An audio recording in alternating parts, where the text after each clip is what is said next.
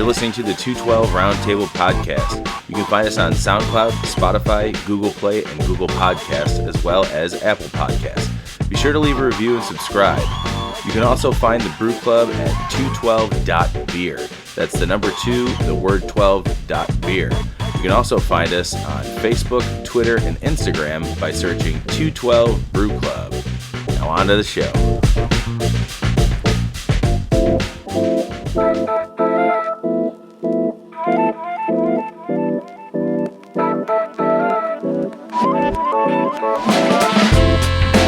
And we're live!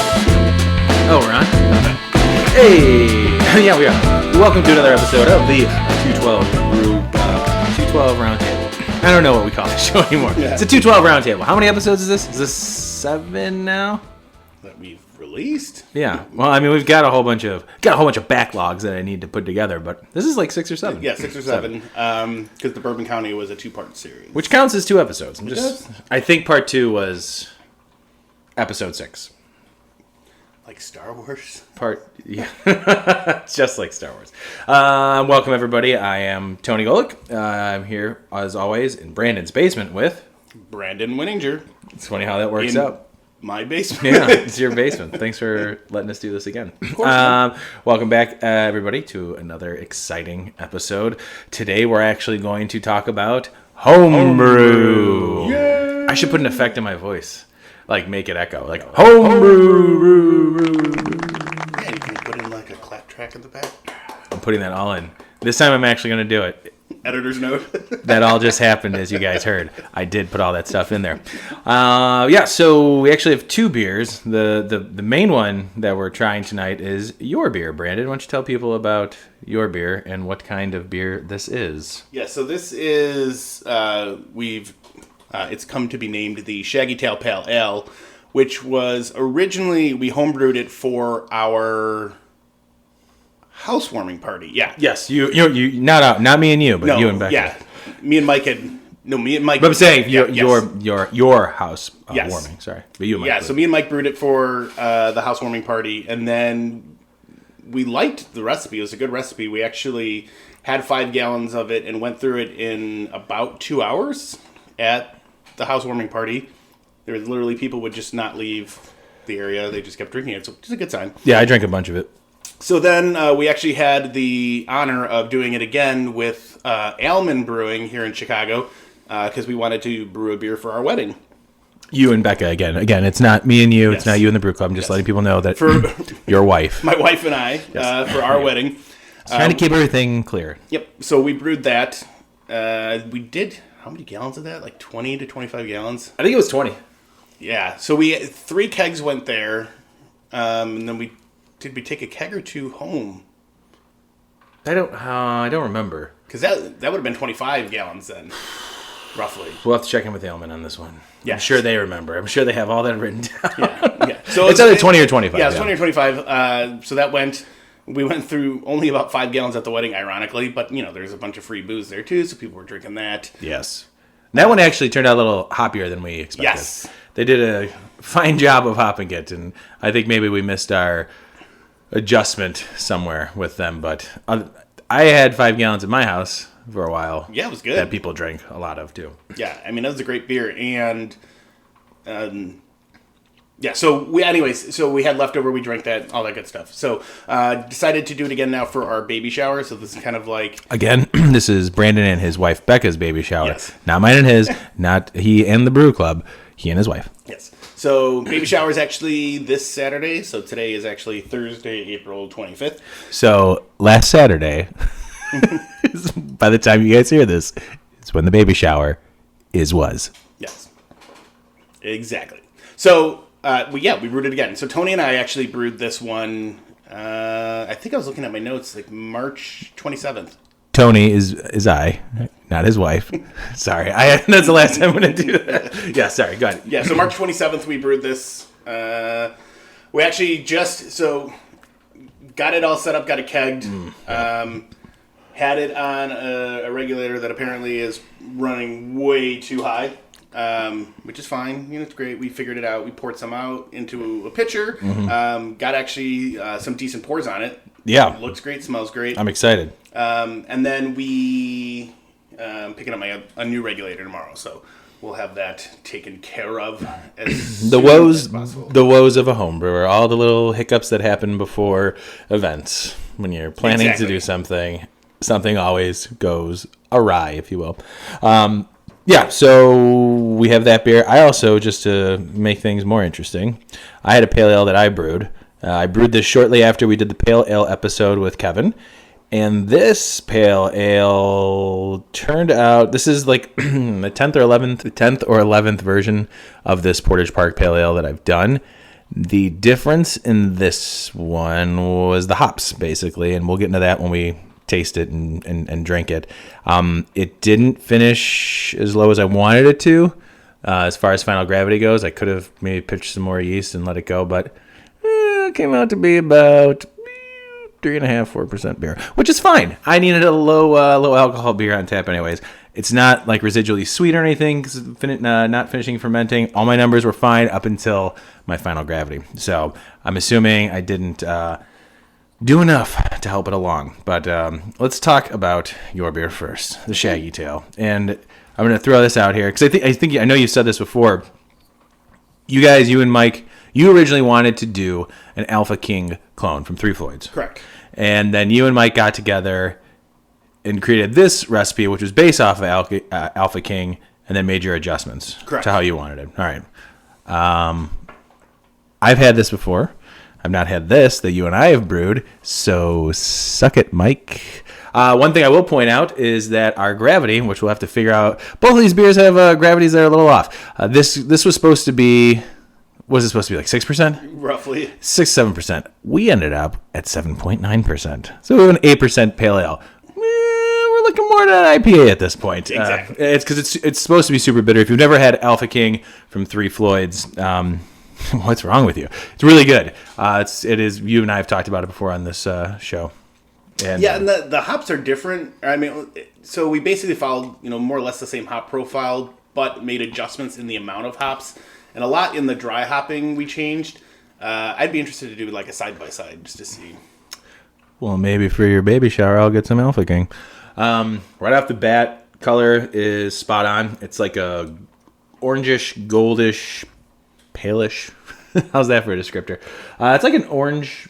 It looks like a pale ale. If you've never had a pale ale before, you won't understand what I'm talking about. But it does have like an orange-ish golden hue to it. It smells super piney, super citrusy. And my first sip off of it, well, when I tried it when we were pouring, I was like, Jesus Christ, it was super hoppy. It was also from the bottom of the keg. But the sip off of this, now that it's settled, it's pretty good, man. It's got a nice bitterness to it, and it's just the way it smells. It's fruity, citrusy, piney, a little sweetness to it too, and it's not overly bitter. No, especially, I mean, For how much hops went Yeah. into this? I mean, actually, I'm gonna pull up my phone right now. Are you doing the same thing? no, go ahead. Oh, I'm gonna pull up Beersmith right now to take a look at what we did here. So looking at the actual recipe here, the original ABV was supposed to be 6.16%. It's 69.2 IBUs. So I'd say the color is 8 SRM, and looking at it here on the phone compared to the glass, which I got a small icon here, but that's pretty damn close.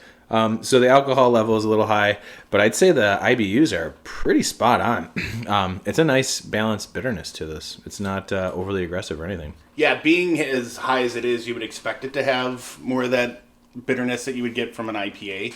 But again, we weren't shooting for IPA. We were shooting for a more aggressive pale ale.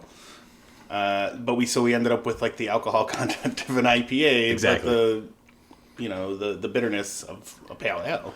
And the bitterness of it is pretty smooth, and I feel like where it's kind of amped up like an IPA, in a pale ale, the bitterness kind of rolls over your tongue. You get it, you feel it, and that's it.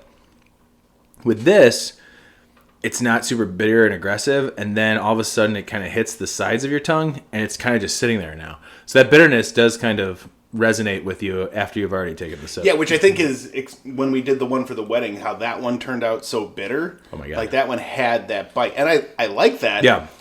I just can't drink the shit out a of lot. it. Yeah, but I can't like consistently in a single night. I can't go back and forth with that because that's just heavy with the bitterness. That was This is better. Like I could do this. 100%. I think this is more along the lines of what you and Mike did originally. I'm looking forward to having more of this on Saturday, but not too many. So I gotta go to Aurora afterwards. Really? Yeah, I do. It's Feaster, fake Easter. One of those. Edit that out. Yeah, but I am looking forward to having more of these on Saturday. But again, not too many of them. 8%. But I feel like, and I just before we started this, I had the Two Brothers Citra United, and that one was also dangerously easy to drink at 7%. But it wasn't crazy bitter, so I don't feel like I'm taking away. I had some pretzels too, but I don't think it's taking away from the bitterness or like dumbing down how bitter that is at all. That's easy to drink. When I say that, I'm talking about Shaggy Tail. The Shaggy Tail Pale Ale is an easy to drink beer, which is dangerous with it being 8%. So I'm very happy with the way that turned out. Yeah, it turned out great. I'm super excited. And this was really... We've brewed beers on your system before, but now that you've got your own keg, your own kegerator set up, once we get the picnic tap fixed, this is the first beer that you're having on tap at your house that you brewed here at your house, man. So that's exciting. So Using this is, all of my... all of your stuff, except for my transfer, my siphon. Oh, yeah. That's it, except for my auto siphon. And it's not actually mine. That one's Mike's. Oh, way to go. Thanks, Mike. It's from Jane's. So I'm congratulations on it, man. This is very good. I can see this being a beer that you brew regularly and have on tap. Maybe bringing it down to like 5% would be better, but we can make adjustments. We'll see what happens. Your efficiency was just, I think, either we measured wrong or your efficiency is just so crazy that you pull out more sugar as possible. Yeah. I don't know. Way to go, sugars. Yeah. Come on out. Yeah. I would be curious to try it again without making adjustments, just to see if it was something in what we did that kind of screwed it up, or I don't want to say screwed it up because it's not a screwed up beer. No, it's just it turned out different than what we had planned for. Some may say better. Some may say okay. Some may say what's wrong with you. But yeah, I would definitely like to do it again just to see if it goes the same route. Sure. Because then we know it's we have to adjust the efficiency on it just to kind of bring it down. So that would be interesting. Maybe later in the summer after the kid, when he wants to brew his first beer. Yeah. Get him out there. Just like Mike did. Mike had Warren Brewing, I think, after 2 weeks. Yeah. Well, it was also the gallon batch on his stovetop. But speaking of which, as you know, if anybody I know there are some people who keep listening to the show, so thank you every week. I know you guys, there are some of you who listen to it. As you guys know, Brandon and Becca are very close to having baby Wenninger very soon, like 2 weeks very soon. Yep. Like even from the time you guys hear this, we are even closer to maybe like most times like a week and a half or something. We're getting there. I say we like I have anything to do with it other than cheering them Tony's going to be the doctor. I am. I'm going to actually deliver the baby. Did you tell Becca yet? Nope. She's going to be pumped when she sees me in there. Slapping the glove. All right, let's get this baby out. You want to move on to the next beer? My beer? Or where are we at in time-wise? What are we looking at? Like 10 minutes? 14 minutes. 14 minutes? Yeah, you know what? I got an idea. Let's move on to my beer first. Okay. I'm going to my beer, and we'll do something else after this. This might be a shorter episode, but I got an idea. Fine. All right. So this beer is my Portage Park Pale Ale, and I know I brought it up a couple times, maybe once or twice. Anybody that knows me and knows how I've been brewing, I've brewed this beer many a times. This is the 10th version of this beer. Oh, really? Yeah, the 10th version of this beer. Because what I want to do is, I talked about it on the Pale Ale episode. Pale Ale is my favorite style of beer to drink. And my favorite to brew. Because it is an easy beer to brew, but hard to make it like super consistent, like hard to make a very balanced version of that style. What's wrong? I was looking at the kegerator for a second. I'm like, what's wrong with the numbers? And it's upside down. Oh, Okay. is it still? I was like, is it still flashing? Is it going up? No, it's good. I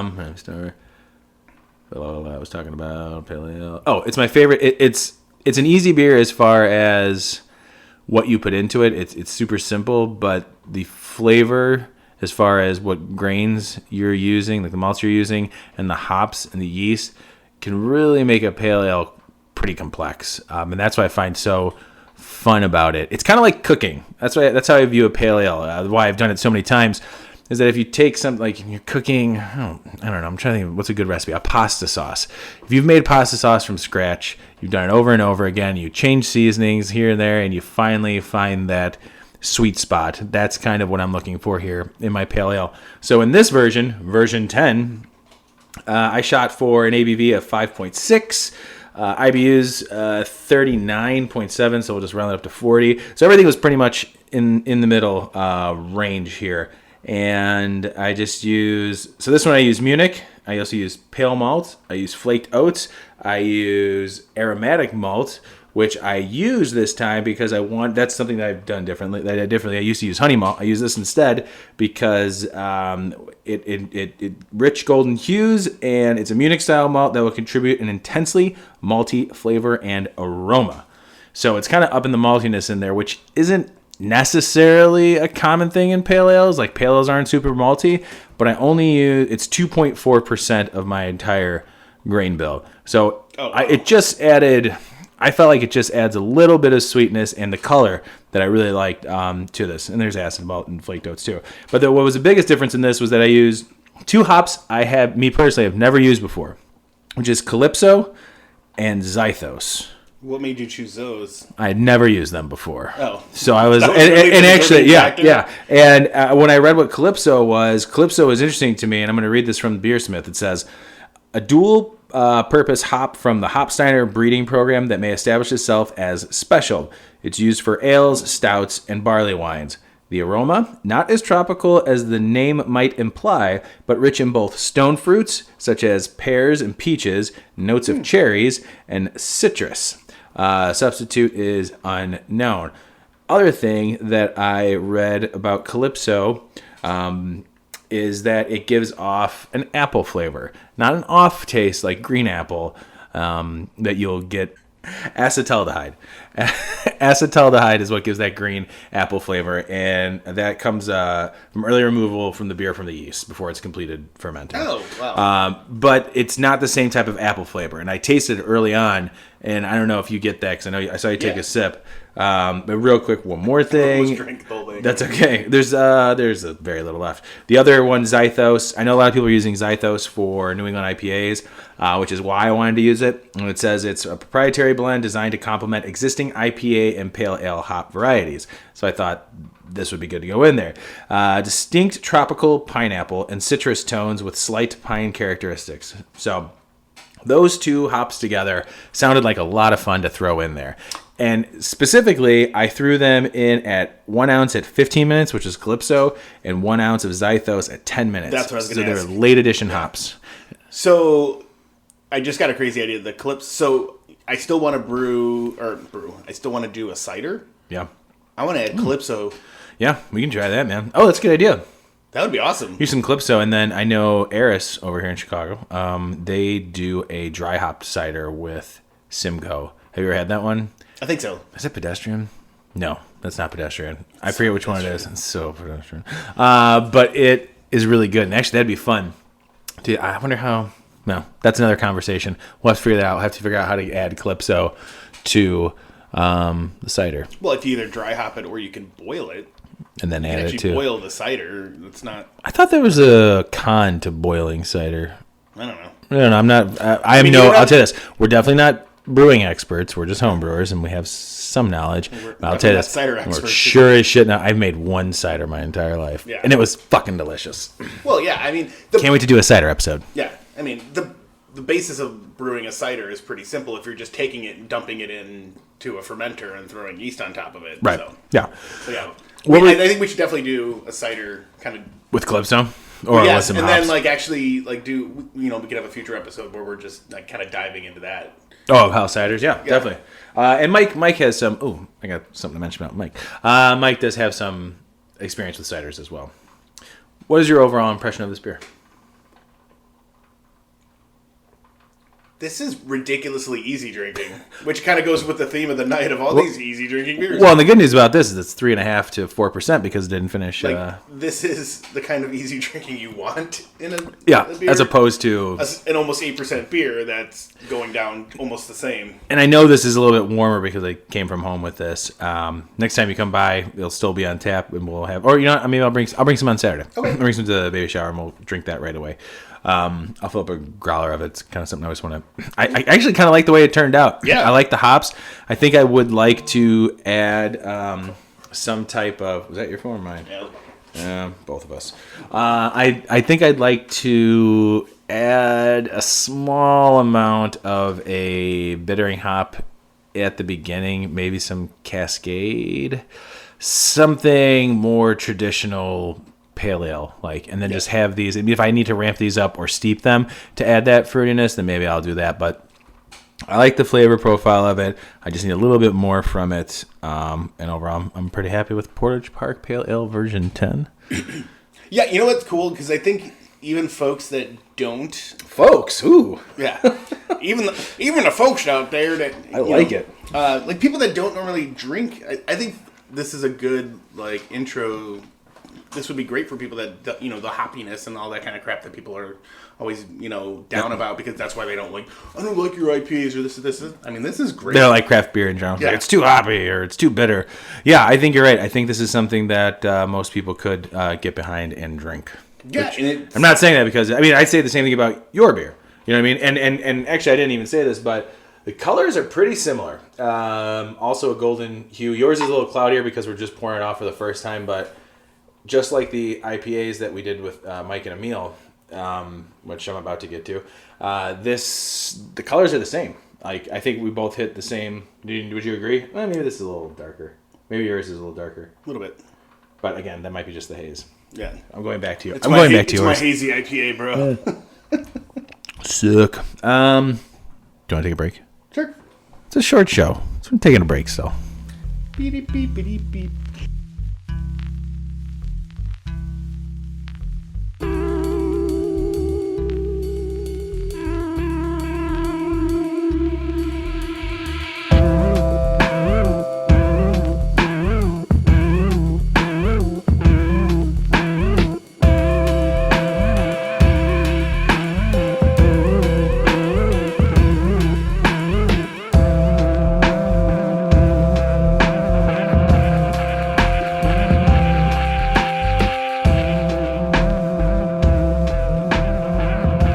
And we're back to the Jack and Rod Show.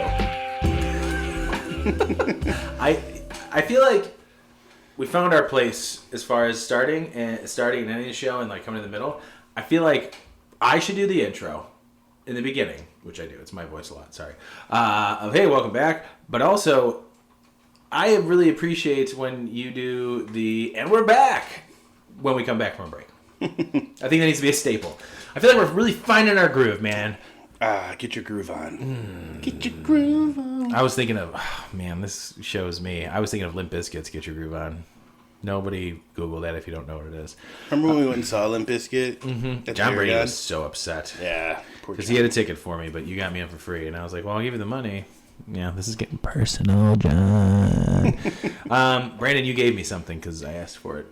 You asked for it. You wanted the worst. You got the worst. That's another Limp Bizkit reference. Who's referencing Kiss? Sorry, you wanted the best. You get the best. Anyways, I never thought I'd reference so much Limp Bizkit in one episode. We're gonna drink an Underberg, right? Yes. What's an Underberg, Brandon?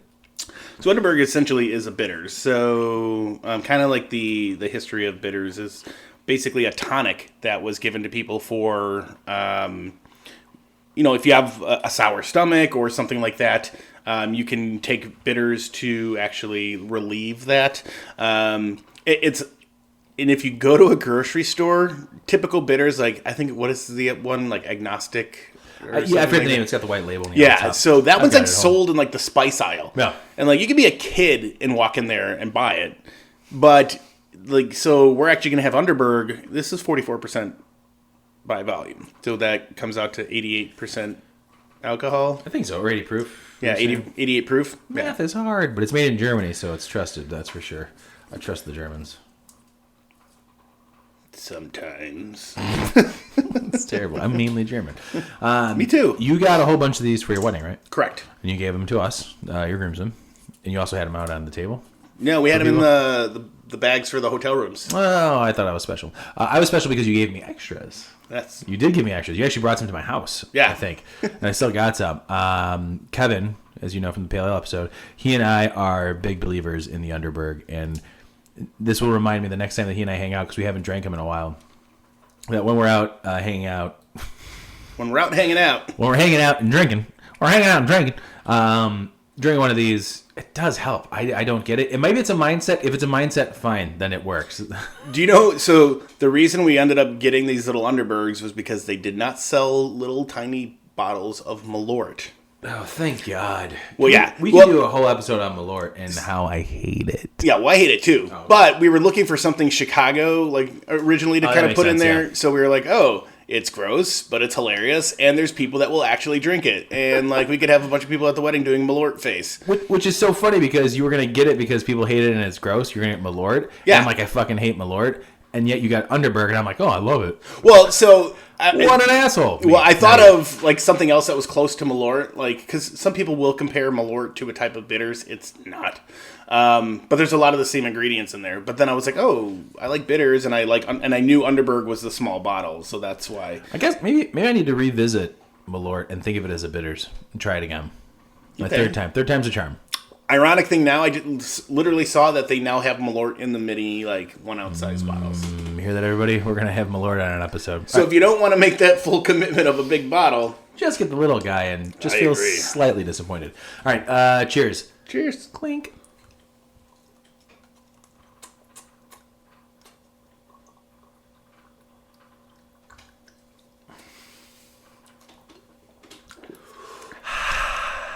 That was the amount of time it took. I just Yeah. let it kind of chug into my mouth. I didn't give it enough oxygen to flow through.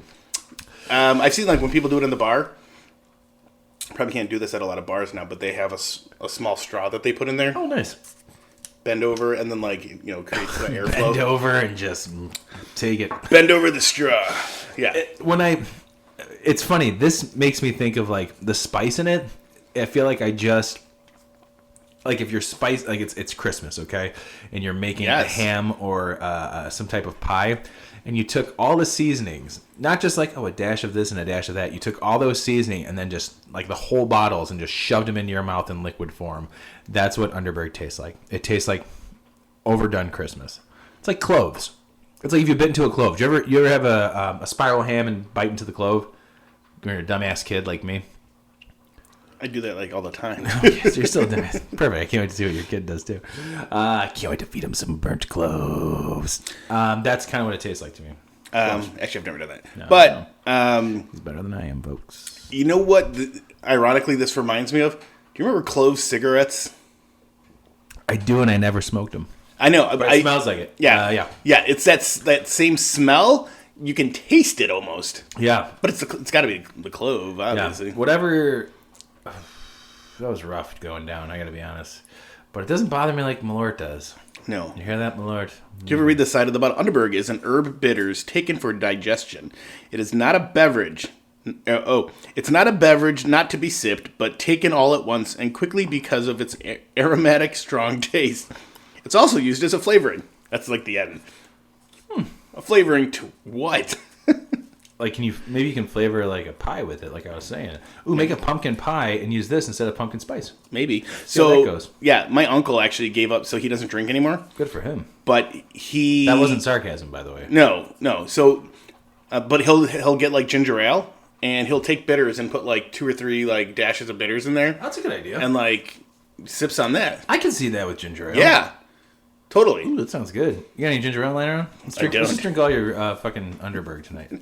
All right. I gotta find where half of those are. Now that we spent an hour talking about Underberg, Nothing wrong with that.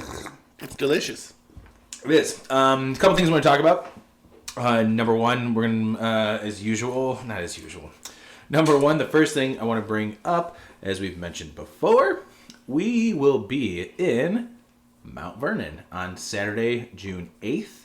That's Mount Vernon, Illinois. Oh, yeah, sorry. At the Mount Vernon Homebrewers Festival. It's the first year that they're doing it. We're super stoked to go down there and be a part of this.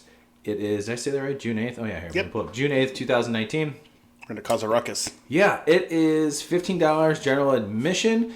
You get all the beer samples, commemorative tasting glass, and there's live musical acts. I almost said ass. Live musical acts. Looks like there's food from Joe's Pizza, Guerrero's Mexican Restaurant, and the Frosty Mug.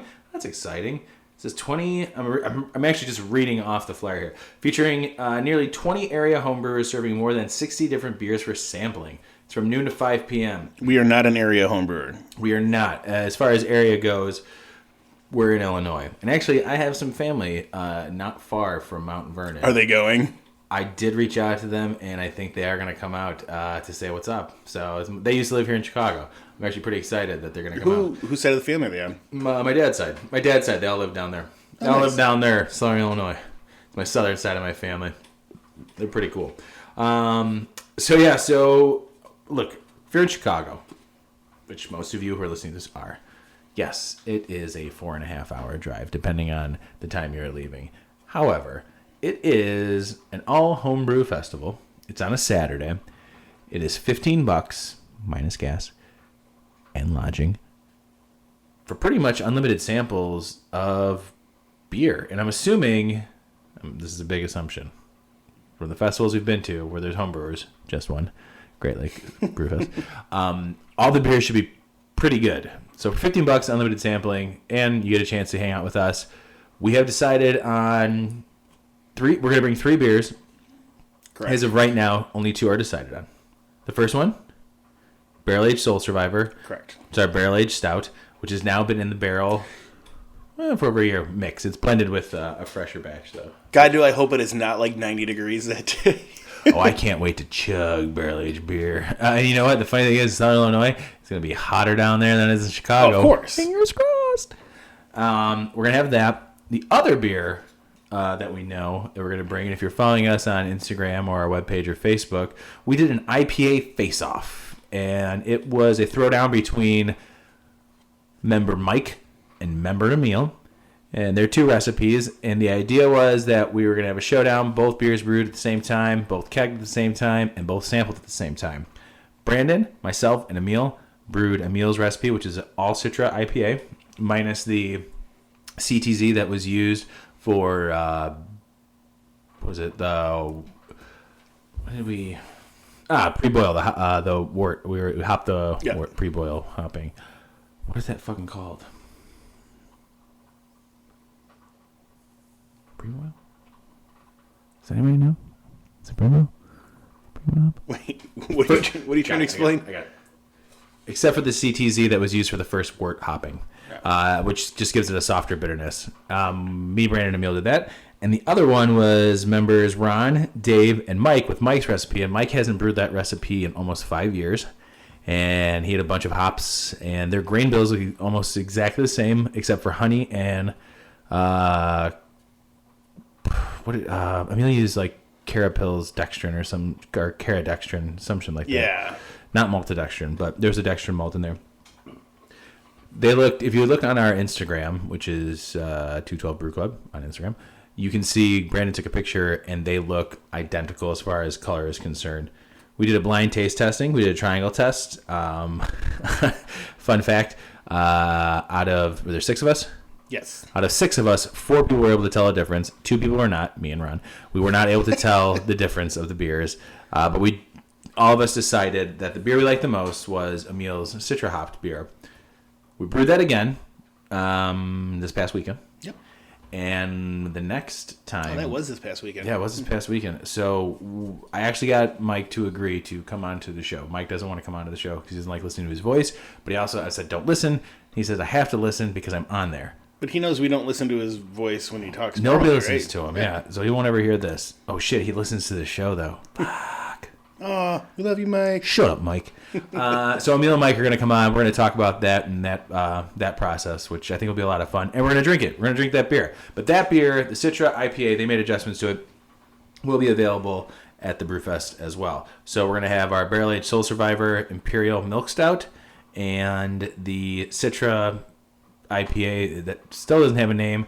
And we still have to decide on the third beer, which sounds like it's going to be a kettle sour Berliner Weiss with some cherries, maybe? I know we discussed that. Or you and I doing our two Weissman as a backup. So we'll have something light and refreshing as well. So, yeah. Thanks for letting me just talk for like 15 minutes straight. Well, hey, sorry. you got a lot to talk about. I didn't really leave it open for you. I apologize. I'm really sorry. I just kept going. It's all good. It's going to suck when I go back and listen to me like, shut up. Where can I edit me out? All of it. So that's what's going on. So the Mount Vernon thing. Yeah. What are is that 12 to 4 or 12 to 5? It's noon to 5 p.m. Saturday, June 8th, 2019, noon to 5 p.m. South 9th and Casey, downtown Mount Vernon, Illinois. That means absolutely nothing to us. Correct. We're just going to go follow some ways or something and be like, hey, take us there. And also, if anybody has any questions, if anybody has any questions about it, feel free to email us at 212brewclub@gmail.com. Number 2, word 12, word brew, word club, @gmail.com. Somebody's going to do like, number 2. I hope so. Word 12. That'd be great. Word brew. Hey, so I sent this email and you guys never responded. We should just make that an email address just in case. It's a good idea. If anybody has any questions about the fest, maybe we can figure out a way for all of us to go down there at the same time. That'd be cool. Road trip. Get up early. We'll have some pancakes at McDonald's or something. Pancakes at Golden Nugget, maybe. Dude, is there a Waffle House down there? Oh, man, I'm not sure. Because Sunday morning, that's definitely going to be on the menu. Oh, man. If anybody in Mount Vernon knows if there's Waffle House down there, please let us know. You can email us at... No, hit us on my Facebook. Hit us on my Facebook. It's way easier. If you have questions, I know that... I forget Doug's last name, but Doug is running the festival, or at least he's running it. I believe he's the one organizing it. Well, he's doing a hell of a lot of work. Yeah, if he's not organizing it, man, he needs to be promoted. He knows of some hotels in the area that are nearby and that are reputable. So if you guys have any questions about that, feel free to email us or hit us up on the old Facey Space. That's all I have right now, man. Should we talk to people about our MySpace page that we don't have? Ooh, should we set up a MySpace page? I actually used to have a MySpace page, and I think all my music's gone now. Womp, womp, womp, womp. That's when I was making sweet jams. I think I deleted my MySpace page. Oh, why? I don't know. I think at one point my only friend on there was like Connor. Didn't you want to know what Tom was up to? No. Tom. Where is Tom these days? Rolling in dough. Yeah, that's fucking smart. Smart. Well, anyways, that's all I got. Brandon, you got anything else? You want to talk about anything else?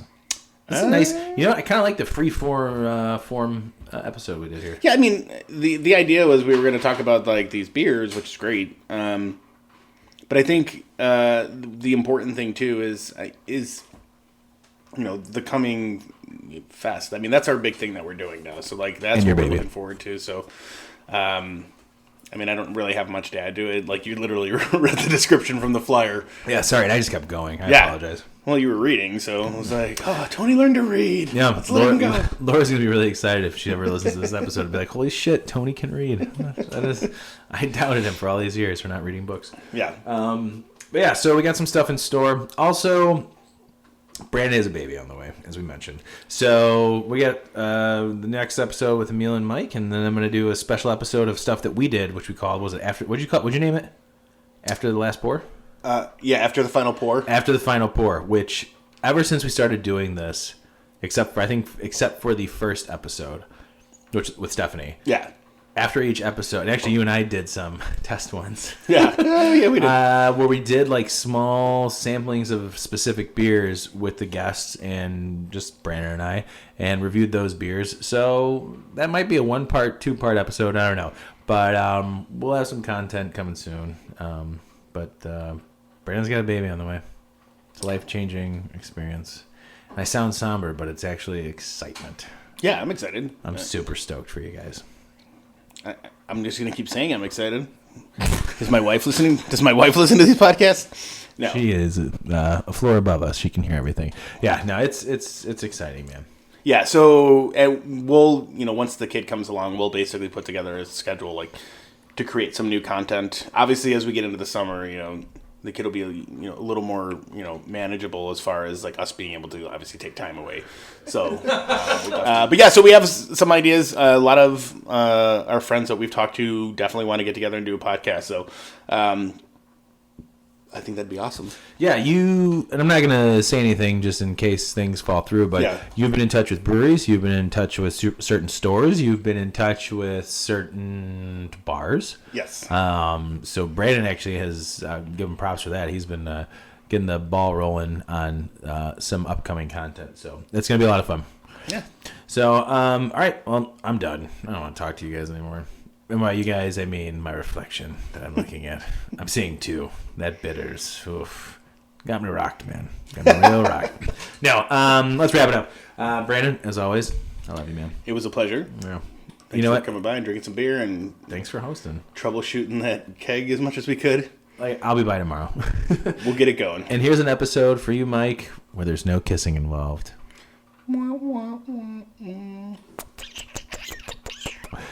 Good night, everybody.